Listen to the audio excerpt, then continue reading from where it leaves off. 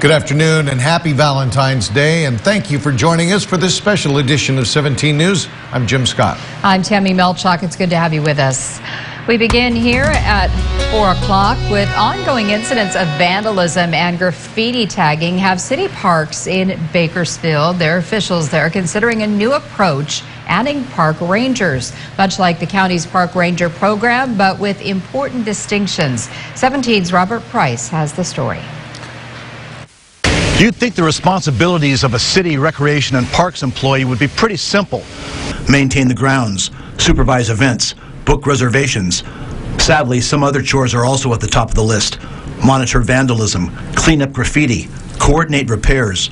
Destruction and defacement are huge problems for the Bakersfield Recreation and Parks Department these days, to the tune of tens of thousands of dollars in damage each month.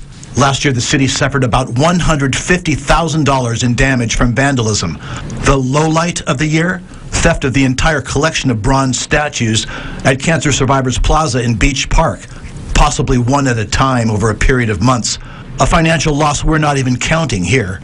Well, Rec and Parks Director Rick Anthony has had enough. He has a plan to address the constant daily and nightly assault on public property by creating a new division within his department.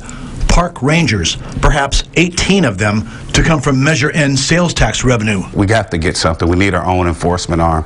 It's the most effective way to really protect your assets. So if we don't do something now to turn it around, this problem is just going to continue to grow.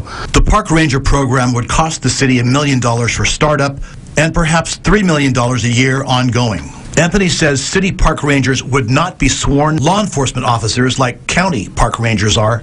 They'd have authority more like that of code enforcement officers, and they would not carry firearms. But they would work closely with Bakersfield Police and other agencies to deter and apprehend vandals, patrolling the city's 61, soon-to-be 62 parks.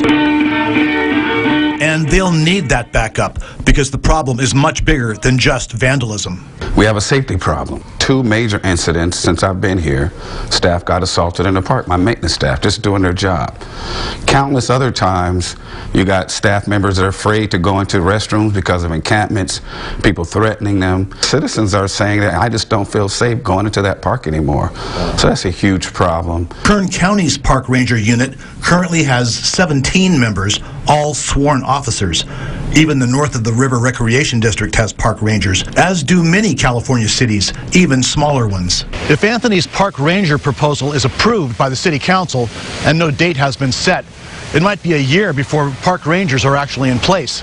By that time, vandals may have done another $150,000 worth of damage.